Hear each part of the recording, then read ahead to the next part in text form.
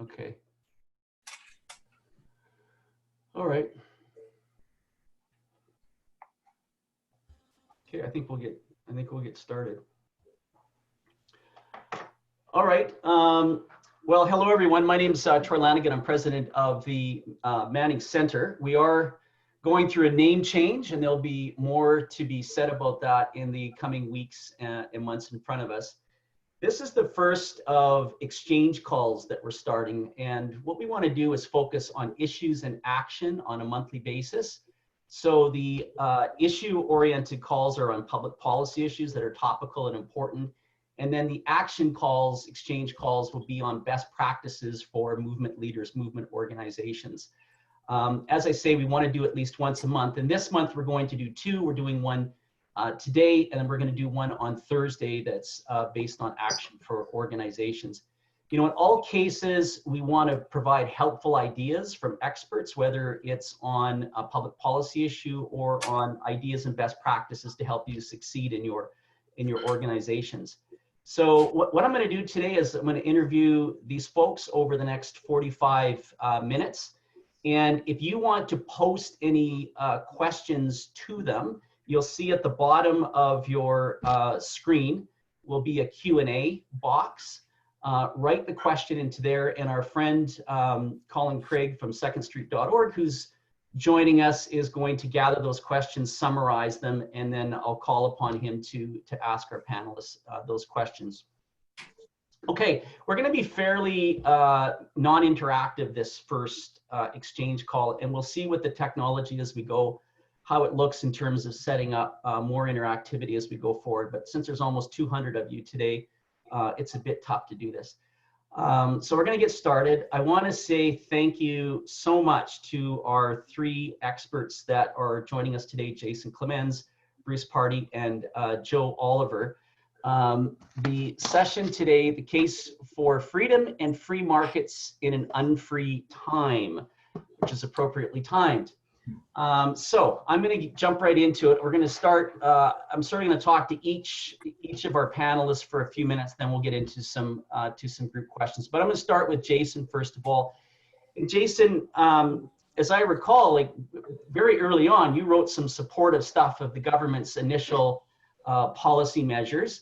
And so maybe just run us through quickly some of the main thrusts of government policy here, what they've done right, what they've done wrong, and what we should be watching for. Try to put into context some of the size and scope of what's undertaken here.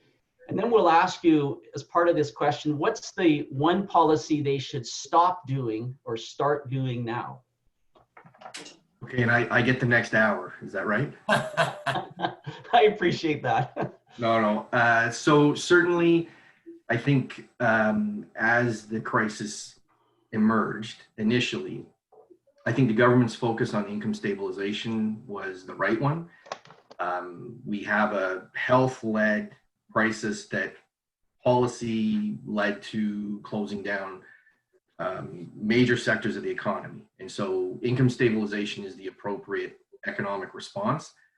I think the problem mechanically in terms of how they did that is that instead of relying on existing programs, namely employment insurance, we've created a whole host of new programs, as if we hit the F4 button on our computer and we create these entirely new programs. And so what we've observed, I think unsurprisingly, is a lot of mechanical problems with executing SERB, executing the wage subsidy program, executing some of the liquidity measures for business. So I think in principle, the focus on income stabilization was the right one. I think mechanically or operationally, there's been a lot of hiccups. I think the old adage that government is constantly trying to solve the last crisis instead of looking forward to what is the next one came home to roost. So the reason I say that is since 2008-9, when we had a financial services-led recession, most efforts that have been proactive have looked at financial services. No one was thinking about a health pandemic in terms of what that would mean for the economy, what would the appropriate policy responses be, even though I think there are some writers who have legitimately shown that we had some warning signs.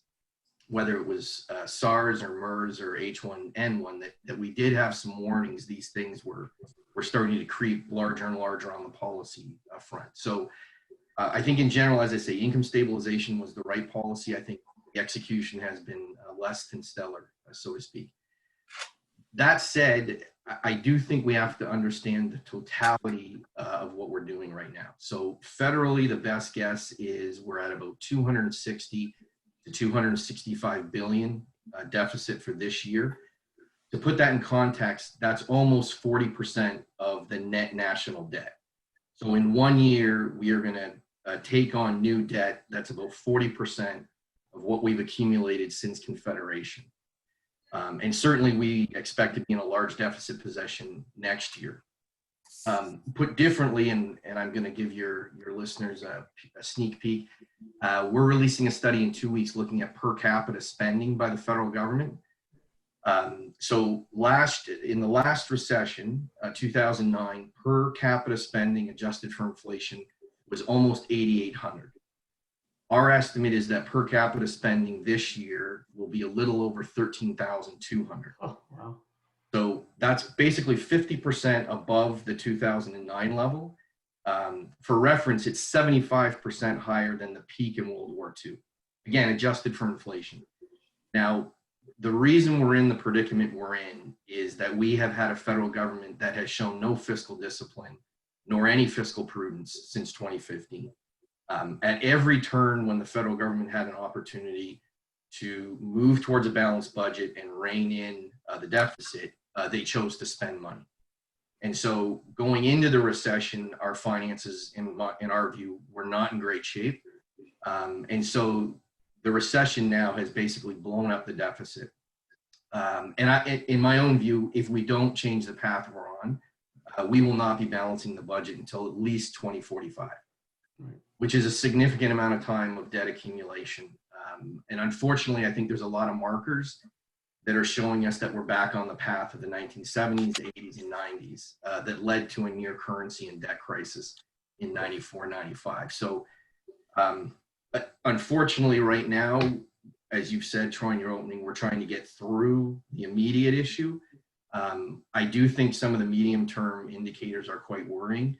And lastly, what I would say, which I don't know that the federal government or many of the provincial governments have done well, is that we are constantly getting new information about the nature of this health crisis. It's not clear to me that we are incorporating the newer information, particularly at the speed that some other countries tend to be doing that. And I think we should, particularly when we're thinking about how we open the economy, I think we really need to be assessing the newer data, because we do now have about 2 months of data on the nature of this health crisis. I want to jump back to what you mentioned, the 1970s, because that also sparked something else at that time, and that was inflation heading into the 1980s. A few people before this call had raised the question about inflation. I thought you were the perfect person to ask for this, Jason, because there was a lot of concern about inflation around 2008 that didn't materialize. And so the question to you is this time any different? And what must governments do, or what must we as advocates say and talk about in order to make sure that we're not headed down that inflation path that was so damaging at that time?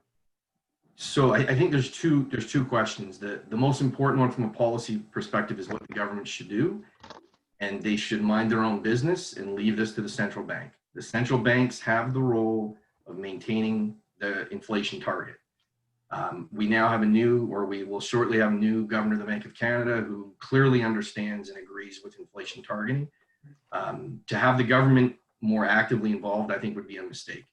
I think keeping the Bank of Canada's central mandate of maintaining stable and predictable inflation is the right one. I think they've done a good job. I think the second part of your question is, do we see inflationary signs? And I don't see the normal signals we would start to see that we're going to have inflation down the road. I'm just not seeing that that's the major risk.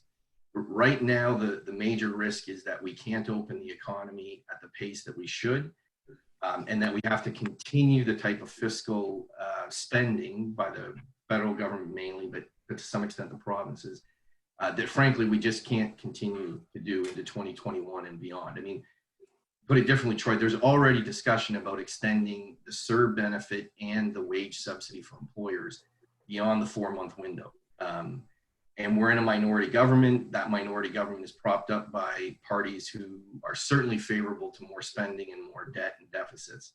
And so as I say, my concern is understanding that what we need to be talking about is how to reopen the economy, so that actually we're generating economic activity, and we're not running up deficits this year and next year to the size that we're anticipating right now. Okay. Thanks, Jason. That's a good transition to Joe, because Joe, I thought we'd ask you to sort of talk about the economic picture overall. Jason touched on it, that despite claims of the current government, they weren't in good shape going into this whole thing. And now, of course, we have tax revenues way down, we have spending way up. The PBO, and as Jason commented on, the federal deficit expected to top 252 billion. But it's actually far worse than that, right? Because we have provincial debts racking up. We've got an aging population, the resource price crash, and then all of the stickiness attached to the programs that Jason just talked about, and more calls for stimulus. So, you wrote about this recently in the National Post, but how do we continue down this path? And I guess the question that everyone asks that the Prime Minister refuses to is, what is going to happen if we keep going down this path? So I'll hand that off to you to tackle. Okay. Well, I'm in violent agreement with Jason on his points, and Troy with the issues that you raised. I mean, the public and most of the media has given the Liberals a free pass. And they really haven't questioned how much moolah they're doling out to support people and businesses ravaged by the economic closure caused by COVID-19. So freed from any constraint, Trudeau is dispensing money at breakneck speed with no indication of when it'll stop or what he's going to do when the bill becomes due. And, for those old enough to remember and nostalgic enough to care, 5 years ago, I presented a balanced budget.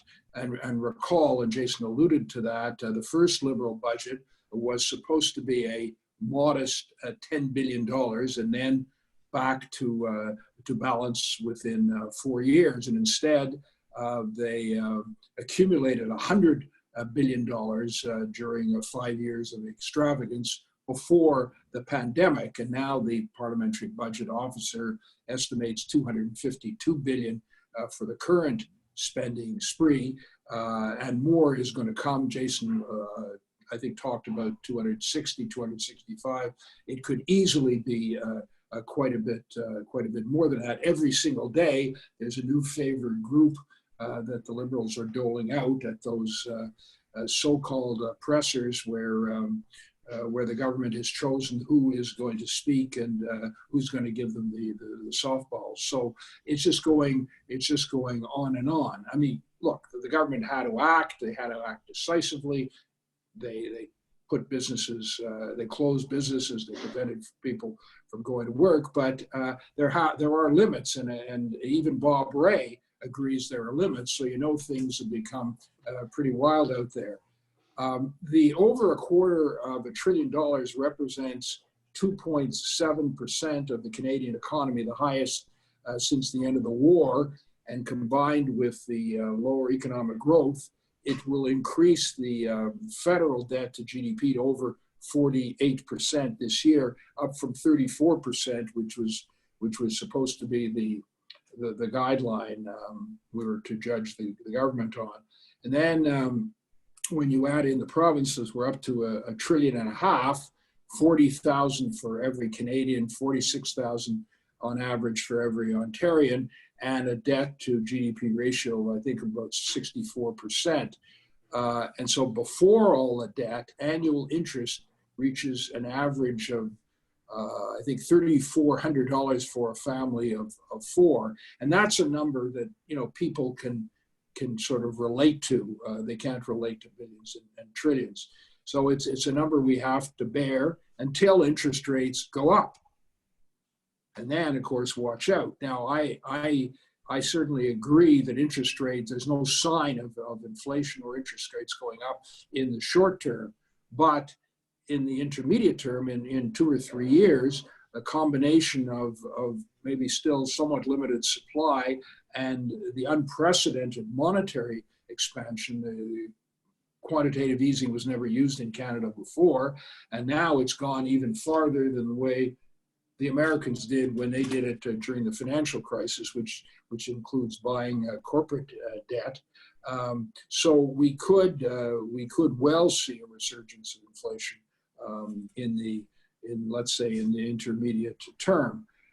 So when the crisis recedes, the government is going to have to start dealing with this crushing debt burden. So the question is, what does it mean? What might the government do about it, and what should they do about it? Because they're not necessarily the same thing. Slower economic growth is one result, which is going to exacerbate the challenge of restarting the economy, which I don't think people anymore think is going to be a V-type recovery. I don't know if it's going to be a U. People are talking about a W. The latest is an inverted J. Pick your alphabet, but it's not. It doesn't sound like it's going to be a sharp recovery, even though the market seems to think it is. The World Economic Forum estimates global GDP will shrink by 3% this year, and Canada's GDP will contract by 6.2%. That may be quite optimistic. But we do know that debt drives up taxes, interest obligations, it reduces fiscal flexibility, and it imposes an unconscionable burden on our children and grandchildren. Also, uncontrolled debt can lead to a credit crunch, which it did in the early 90s when the credit agencies basically forced Jean Chrétien and Paul Martin to start getting the fiscal house in order. So what will our progressive minority government do? Well, on April 1, it hiked the carbon tax and MP salaries, even as it was shuttering the economy, and the infection rate was getting ready to peak. So that demonstrates its mindset, as well as media co-option, I have to say.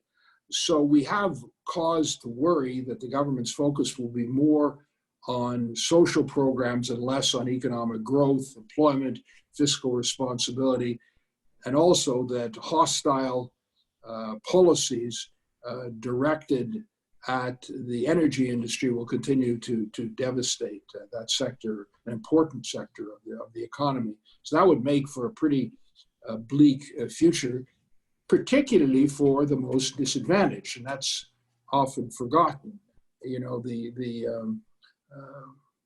The critique of conservatives is we don't care about the poor, but the truth is that our policies are the policies which will help them the most, and liberal policies, so-called progressive policies, end up hurting them. So then there's some areas of risk for us too. Other areas, Justin Trudeau and Bill Morneau are going to be desperately scrounging around for new sources of revenue. And aficionados of Thomas Piketty's focus on wealth and income inequality will tempt them to soak the rich, say with a capital gains inclusion rate increase. But as we know, capital gains taxes slow economic growth, they reduce employment, they cut take-home pay, they lower savings, they undermine the attraction and retention of capital, especially in competition with the U.S., and they collect less revenue than is anticipated. So bad policy, possibly good politics. The government might consider a wealth tax or even succession duties, say with a $1 or $2 million exemption, so as not to hurt their base. That may be treated with outrage by a number of people, and could result in some exodus of capital and individuals. But it's not going to perhaps affect the 80% of the people not affected by the policies. I doubt that the government will go for a GST increase. I mean, everyone recalls that Kim Campbell was brought from 154 seats to 2 seats because of the GST. There's a running joke between Mulrooney and his finance minister Wilson, who has responsibility for that wonderful program. I think it may well have made economic sense, but it was politically calamitous. So instead of what they're looking at, government should focus on economic growth, and that's the best way to fund public policies and of course get the debt as a lower proportion of GDP over time. We need to encourage capital investment, aim for fiscal balance, liberate the private sector from uncompetitive taxes, red tape, confiscatory regulations, especially those targeting the resource area. We need a more competitive tax regime, less regulation, elimination of interprovincial trade barriers, support for our vast natural resources, including the critical access to tidewater and overseas markets for our oil and gas. We have to contain public spending, we don't need austerity, but we have to have a target. We have to prioritize fiscal prudence, and we have to enhance trade. I mean, I can talk about some of these, but I think I've run out of time, so I'll hand the mic back. Okay. Thanks, Joe. I was going to ask you about taxes, and you covered that in those comments, so I think I'll probably jump to our next panelist, our legal expert, Bruce. Welcome. We canceled our conference for the Manning Center in March, and I had a conversation with a lawyer about force majeure, and the lawyer started laughing halfway through it, and he said, I went to law school however many years ago. I never thought I'd ever have a conversation about this. And the reason I raised that, Bruce, is I think so many of us across the country had no idea the extent to which governments could just almost flick a switch. I actually wrote down some of these things: restricted by travel, by movement, association, trade, assembly, worship. Now, of course, there's necessity around all this, but I think one of the curious questions that people that don't really understand all of these laws is how governments have been able to suspend all these constitutional rights in such a profound way. And the question is, and this is the most common question that actually came in before this call, Bruce, is that can we turn these restrictions off as easily as they've been turned on? So maybe share with us some of the examples you've witnessed over the past couple of months. What's your perspective on what, if any, lines in the sand that we as advocates for the free society should be drawing and should be demanding, understanding the backdrop of the health emergency that's going on? So I'll turn that big question over to you to talk to for about a few minutes. Okay, thanks, Troy. Well, the state that we're in now may be a shock, but it should not be a surprise. We've been going down this road for a long time.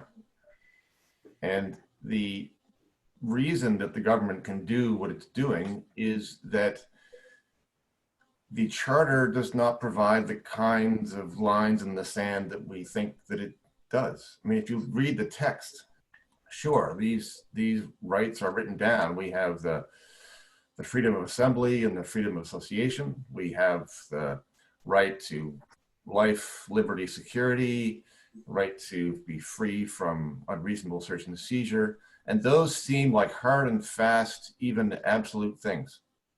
And they are not. Because we have another section of the charter, section 1, that says that all these other sections, all these other rights are conditioned on the government being able to demonstrably justify their infringement. And that means that if the cause is extreme enough, then the government can do what it likes. And that's been in there from day one. And it means that the court has interpreted the charter in many, many situations so as to allow infringements of these rights. Let's put it this way.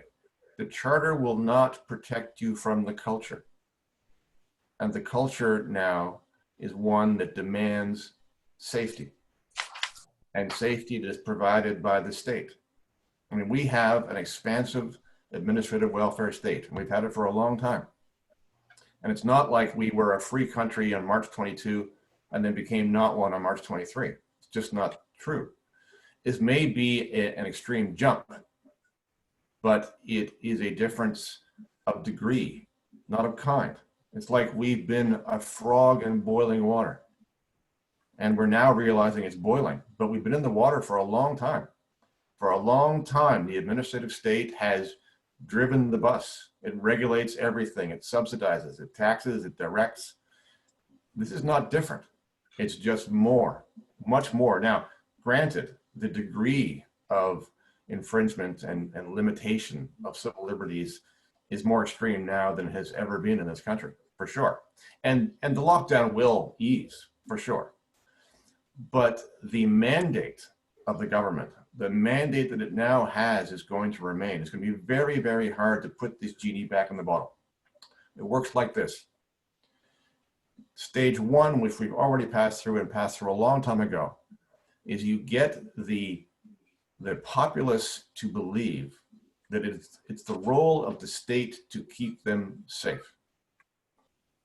And then stage two, which has happened with the pandemic, is to make them fearful. And if you put those two things together, then you have necessity. And necessity is always the excuse of anybody who wants to infringe liberties. Necessity provides the grounds for control, and control exacerbates dependence. And what we've got now is a dependent population in all kinds of ways, economically, health-wise, in any way you wish to speak. So yes, things are going to go back to normal a little bit, the normal that we had in March, perhaps, but there's no reversing the direction we're going. And the direction that the place we're in now is entirely consistent with that direction we've been traveling for a long, long time. Okay, on that happy note. Bruce, can you speak to one thing in particular that's coming up? And again, this came up in questions before the call too, is maybe speak to contact tracing. I know they've launched an initiative in Alberta, but again, this is sort of part of the, well, to use the term surveillance state, that's increasingly so. What concerns would you have around this? And is privacy so far gone now that even raising these concerns, you talk about privacy because we have a sense of humor, it seems, these days. Well, you don't want to throw in the towel on any of this, right? Of course. There are going to be challenges to these kinds of things, and there should be. I mean, there's some groups and individuals that are going to be challenging this. The Justice Center for Constitutional Freedoms, for example, is doing great work on this. And those actions should be taken, and some of these particularities are going to be turned down, I hope. But overall, you're not going to have the courts saying that the approach to this is unconstitutional. As for the privacy angle, I mean, you have laws like regulation in Ontario, which gives first responders access to your testing data without your consent. We haven't actually got to contract tracing itself in Ontario just yet, but that could very well happen. But the most interesting and the most disturbing thing about that possibility, and indeed about the whole regime, is not that governments want to do it. It's that it seems to be the case that citizens are in favor of it, and in fact, demanding it. If you have the population demanding this kind of thing, then, you know, there's no place to go. Courts like to pretend that they are immune from the popular opinion, but the courts follow the culture as much as anybody else. And if the culture is such that the culture wants to be tracked because it's so scared of getting a virus, then it won't be a surprise that that actually happens, and it won't be a surprise if that turns out to be legal according to the courts. So I don't know how it's going to go legally. I hope there will be challenges. I mean, it's not dead in the water in terms of being able to mount a feasible challenge, but it's not a slam dunk either. And in terms of the general direction that we're going, the demand from the population is the thing that concerns me the most. Right. And that's a good segue, because I want to move now to sort of the million-dollar question that I want to put to all three of you, and that is, for us as advocates of free society, less government, personal responsibility, competition, free speech, what is the argument right now? Because as Bruce points out correctly, the popularity of the administrative state and all of its experts is at an all-time high. And we see this with public opinion polls. I was shocked. I couldn't find it in reference for this call, but I saw one a few weeks ago where even snitch lines were supported by a majority of Canadians. I mean, this is alarming when you see this kind of stuff. So things like nationalization, trade restrictions, I wrote the list down, wage and price controls, industrial strategies, guaranteed annual incomes, all of this is out in the open. All of it is being embraced, even by some conservative politicians, I might add. We've got to make the argument. Jason, the work for the Fraser Institute's cut out here in the next while. And maybe I'll start with you, but I mean, I'm not on the panel. I mean, there's a lot of responses to a lot of this, but I'll just run through the three of you to talk about this, because I think this is such an important question right now. We'll start with you, Jason. Well, there was a lot of questions. So which one do you want me to answer, Troy? Well, what is the big arguments? What do we need to remind the public, people, advocates of free society, limited government? What are the things that we should be talking about when we reflect on this rise in popularity of the things that Bruce just talked about, the administrative state, its experts, everything else? What do we need to remind the public of, and policymakers? Yeah, so I think there's a couple things I'd say. First, I think the world of Bruce, particularly since he joined Fraser as a senior fellow, I think we want to differentiate, though, between support for the administrative state and tolerance. I think anybody who has dealt with the federal government in the last 2 months in terms of EI or CERB or the wage subsidy would tell you that on its best day, it's a disaster. It's 2.5 hours waiting on the phone, and then they hang up and there's no recourse. And you have to start again.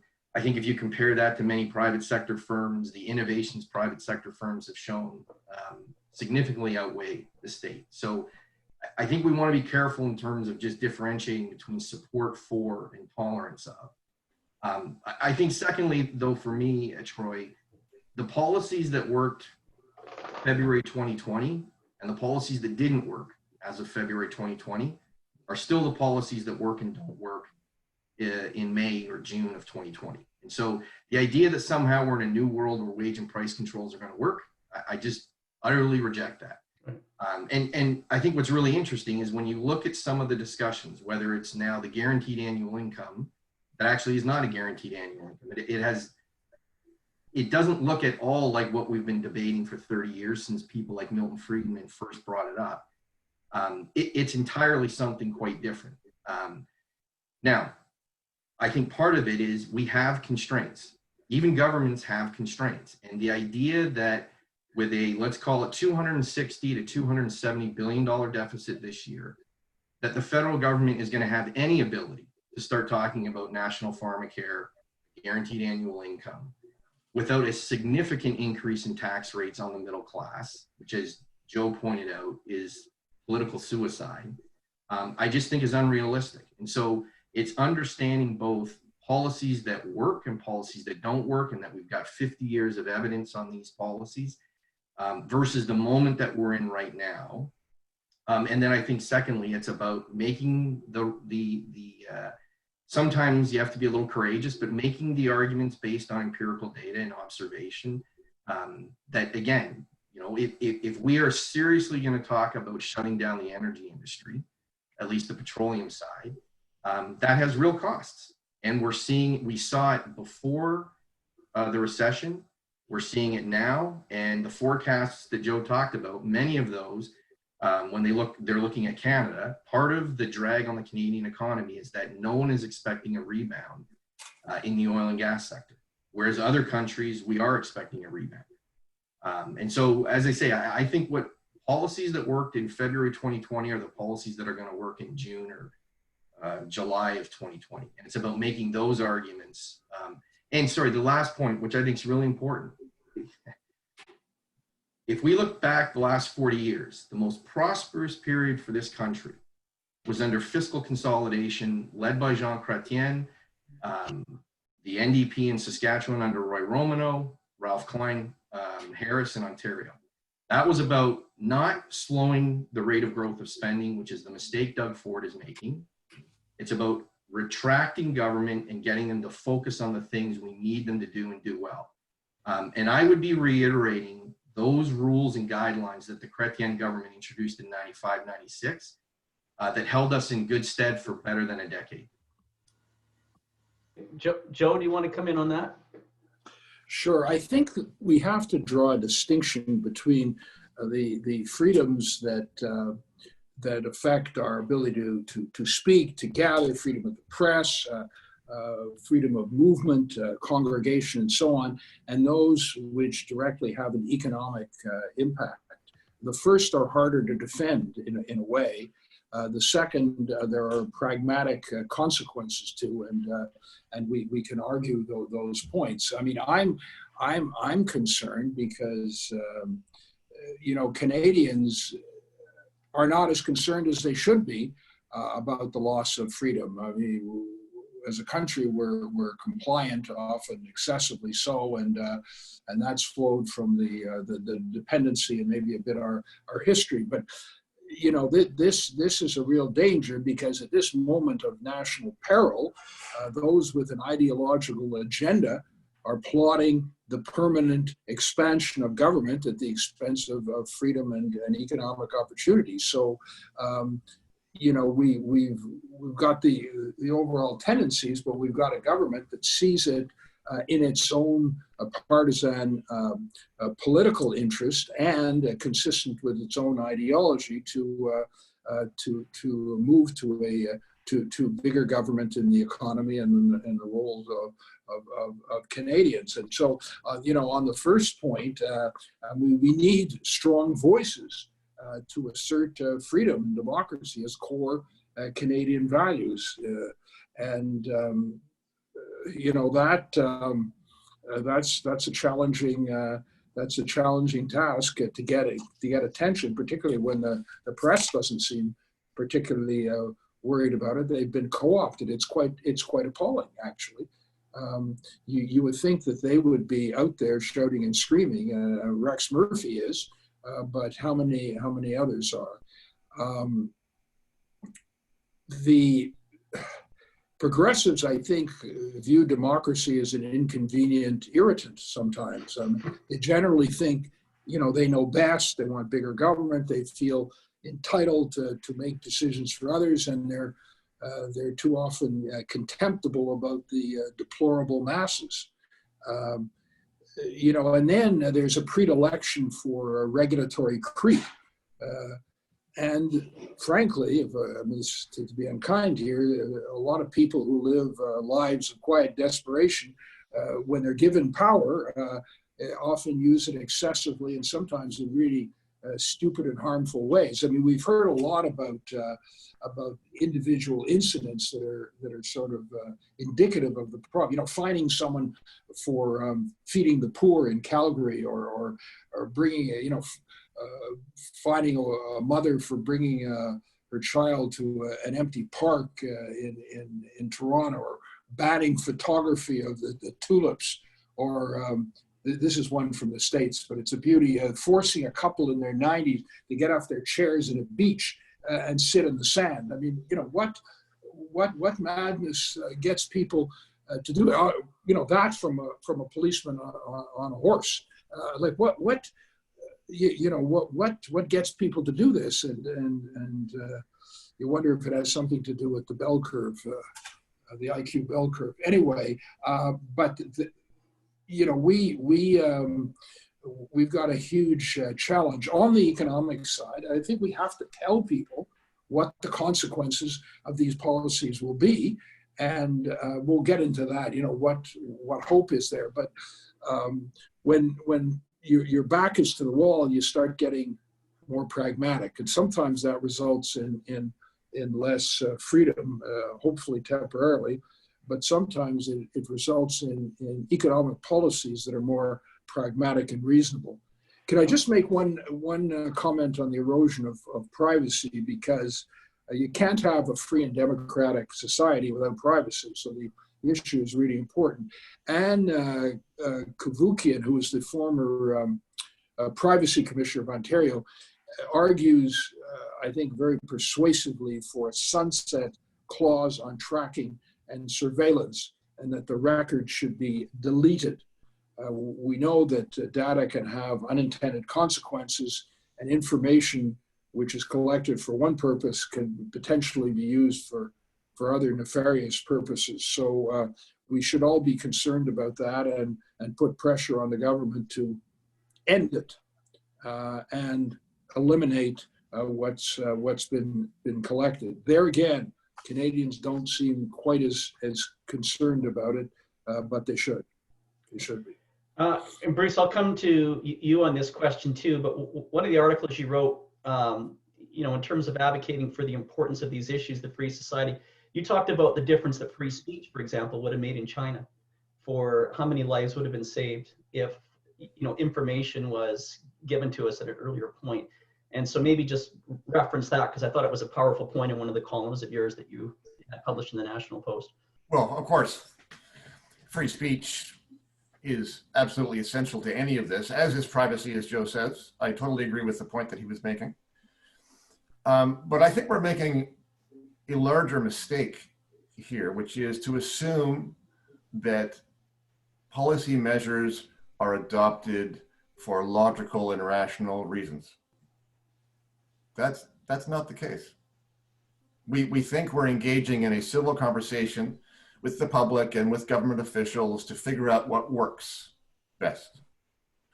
That's just not true. That hasn't been the case for a long time. What works, what has worked in this circumstance is fear, an irrational fear in my opinion, but fear and the need for safety.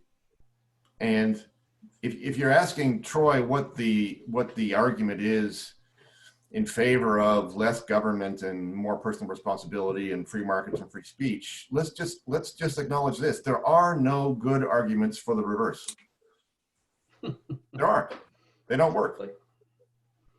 So if we're looking for a theoretical or an empirical argument in favor of those things, then we have not grasped the nature of the struggle that's going on. The only way to turn this around, I think, is to get the majority of people in the mind space where they are willing to reject the authority of experts, of policy people, and of governments to tell them what to do. Until you get to that, you're kind of wasting your time, because the inclinations that they have are not worked through, they are emotional. And governments are making policies in order to appeal to emotions. And that's not new. I mean, politics has never been a rational exercise.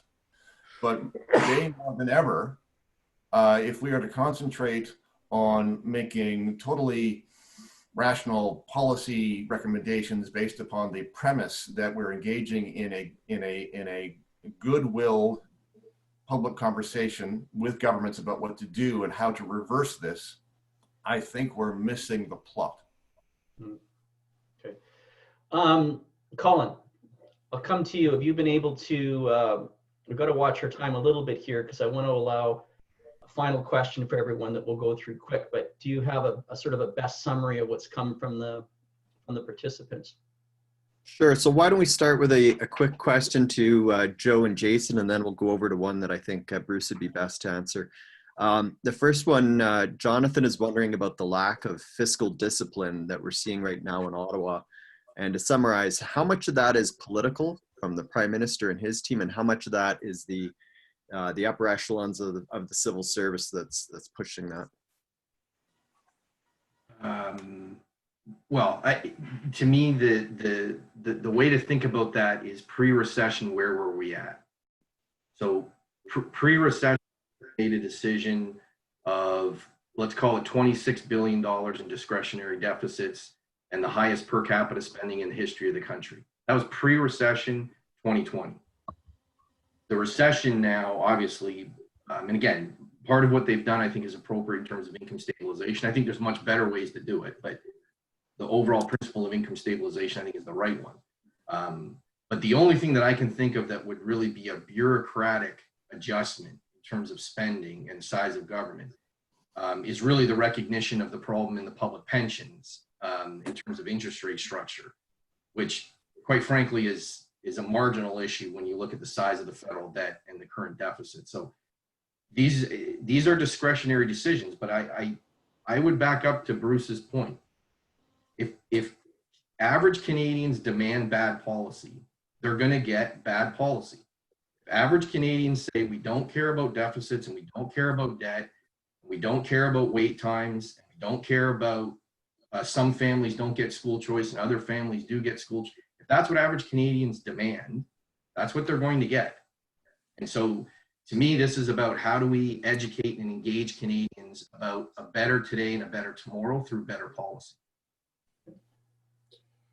Well, look, let me just say that issues of fiscal discipline ultimately absolutely must be political.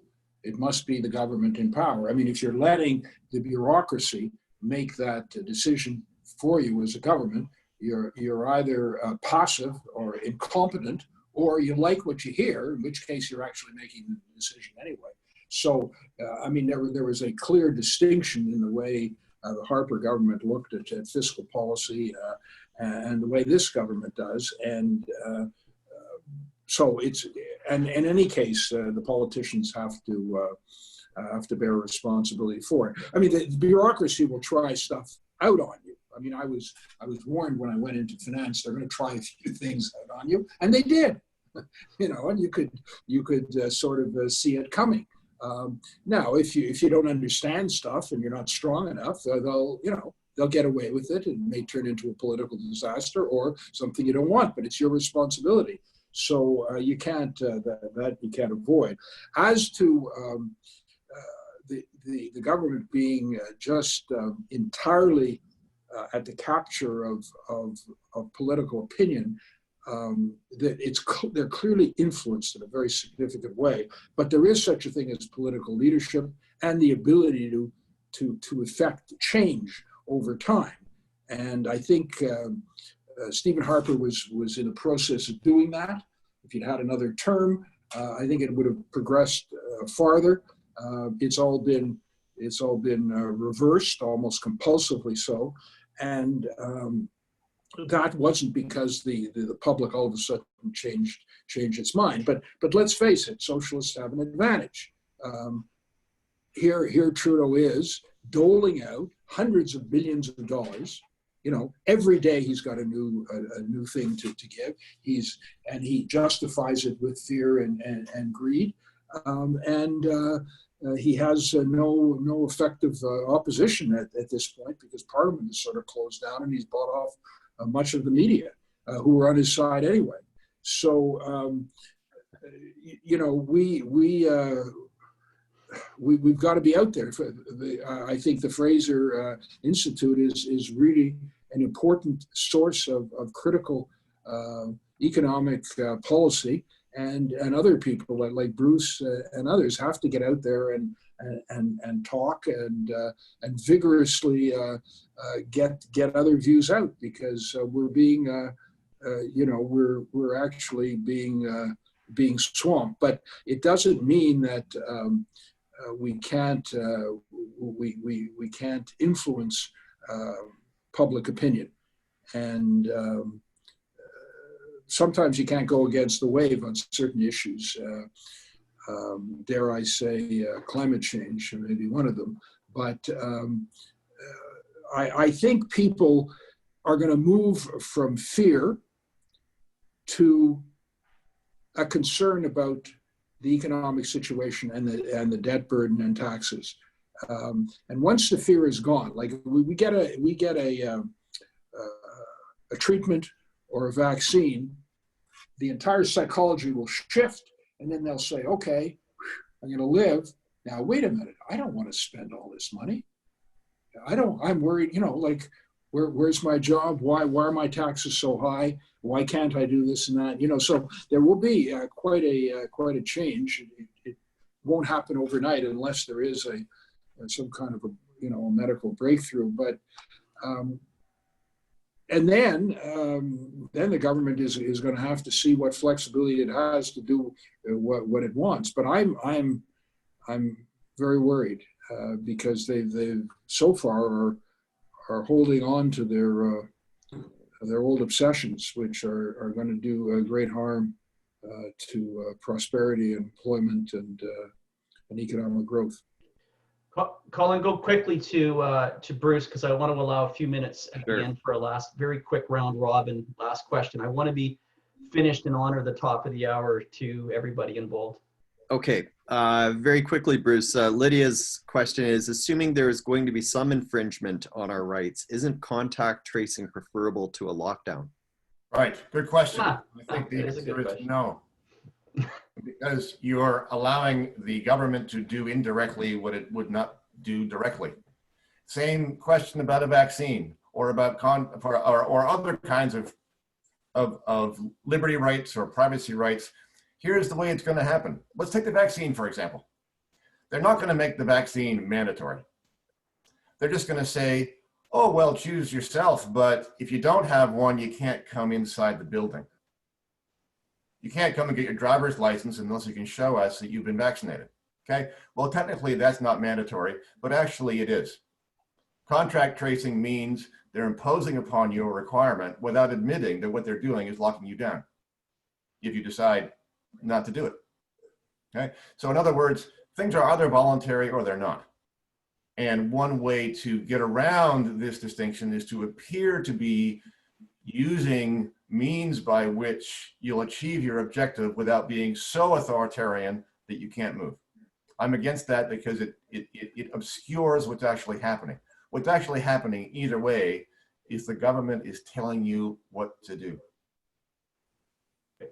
Okay, we're going to do a last quick round robin, about 90 seconds each. So I have a few seconds at the end to wrap up.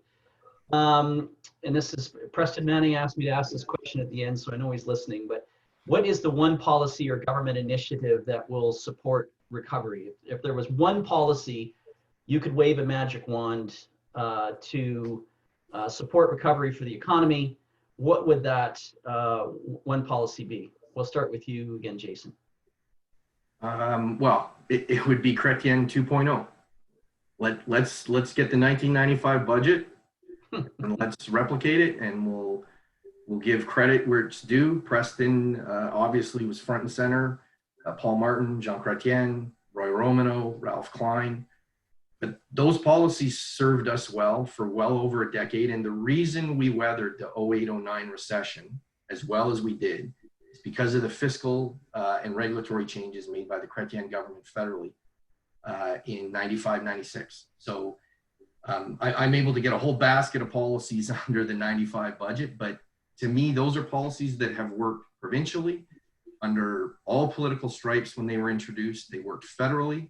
And in many ways, the Harper government really continued the policies of the Chrétien government. So I would say if we want a rubric of policies that are going to help us, which again, most of these were needed pre-recession.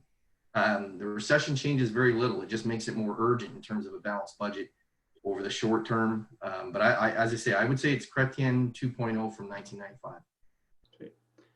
Joe, 90 seconds. Okay. Chrétien would never have continued that if he'd stayed longer. He only did it because he had to. But you want one policy, and that's, well, you're shaking your head, but I don't know why, because Because he did them well into 2000s, Joe. Well into okay. the 2000s, Chrétien continued. All right. Okay. Let's not. Yeah. I mean, I know you wrote a great paper on that, and It's a whole book. a whole book, I should say. Yeah. Yeah. No, you asked me for one, and that is to develop our natural resources. We have the third or fourth largest proven reserves of oil and gas. We're losing $30 to $40 billion a year because we can only ship them to the United States. They become the biggest producer of oil and gas in the world. They need us even less. We've got to get our oil to Tidewater and ship it to Europe, to Asia. That would actually reduce greenhouse gas emissions because it would result in the substitution of gas for coal, and it would make enormous difference not only for Alberta and Saskatchewan, but for the rest of the country in terms of employment, in terms of economic growth, and revenue for critical social programs for the government. It would be a game changer even in this environment, and it's a national tragedy that we haven't done it, probably the only country in the world. Bruce. Well, I'm going to be a little bit more pie in the sky, I think. Rather than advocate a particular initiative in a concrete way, I'm going to say that I would love to get our politicians to put them on the spot and to get them to say the following. The job of government is to preserve your liberty, not your safety. That's not going to happen. But until you get that kind of idea embedded deeply into the population and the government, anything else is fiddling around the margins. And I'm not saying fiddling won't make a difference. Sometimes fiddling makes a big difference, but it's still fiddling. What you've got is a foundational conceptual problem about what government is for. Right now, government is for protecting your safety. It should be for protecting your liberty, so you can choose for yourself what steps to take to protect your own safety. Until you get that change, you don't got nothing.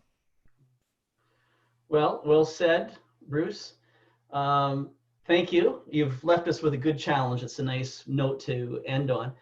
Hey, thank you so much to our panelists for participating and sharing your expertise with us. We've got a lot to chew on and think about. And we look forward to getting together in person at networking events that we conduct, where we can carry on these discussions and maybe set up a debate with Joe and Jason on a few points there. It was nice to see a little friction at the end, gentlemen. We're back next month. We're going to have Preston Manning on to talk about his new book, Do Something. I'm going to send around to everyone that participated today some links related to some of the work that these gentlemen have been doing and writing about, and also encourage your feedback. We're trying this new, so I'm interested in what your thoughts are on all of that. So thank you again to everyone who participated, and our panelists, and as well to our donors who make our work possible here at the Manning Center. And with that, we will conclude the meeting. And for those of you interested, we're meeting again on Thursday this week for a discussion on management, fundraising, strategies for resilient nonprofits. So again, thank you, and we'll talk to you all soon. Thanks, Troy. Thank you. Thanks very much.